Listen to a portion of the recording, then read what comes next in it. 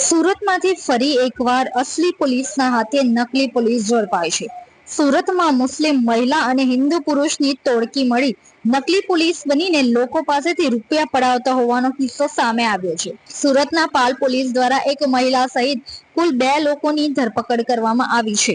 પાલ police સ્ટેશનની હદ વિસ્તારમાં ફરિયાદી દ્વારા એક ફરિયાદ નોંધાવવામાં આવી હતી, જેમાં ફરિયાદીએ જણાવ્યું હતું કે ડીસીબીના નકલી પોલીસ બનીને મહિલા સહિત એક પુરુષે તેની પાસેથી રૂપિયા પડાવ્યા હતા, જેથી આ બાબતે પાલ પોલીસે ફરિયાદના આધારે સિંગણપોર વિસ્તારમાં રહેતા ફેનિલ પટેલ અને સલાબતપુરા વિસ્તારમાં રહેતી કુલસુમ બાનો ઉર્ફે અલીના શોએબ કાદર ઈટવાળાની ધરપકડ કરી છે.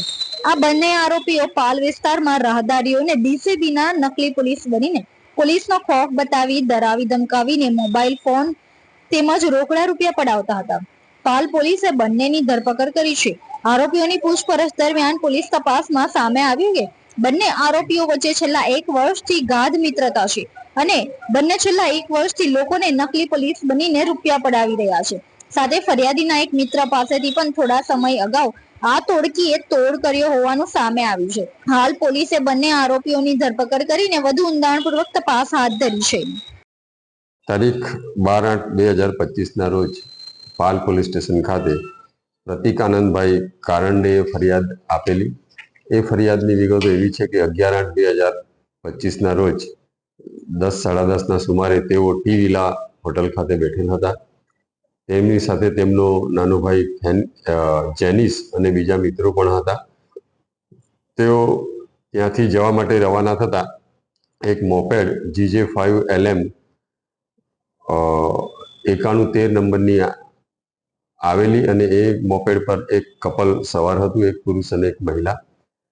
જેથી આ પુરુષે જેનિસને રોકેલો અને જેનિસને કહેલ કે હું ડીસીબી ક્રાઇમ બ્રાન્ચનો કર્મચારી છું, તે મારી પત્નીની છેડતી કરેલ છે તેમ કહી જેનિસને તેની જ બાઇક પર બેસાડી આગળ લઈ ગયેલા અને પાલ વિસ્તારની હદમાં તેઓને જેનિસને લઈ જઈ તેની સાથે બળજબરી કરી તેની પાસેનો મોબાઈલ ઝૂંટવી લીધેલ.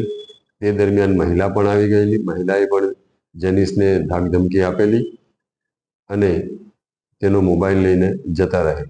આવો જ એક કિસ્સો તારીખ 2/8/2025 રોજ ફરિયાદી પ્રતિકભાઈના મિત્ર મયુર પ્રકાશ ચાવડાના સાથે પણ બનેલ હતો.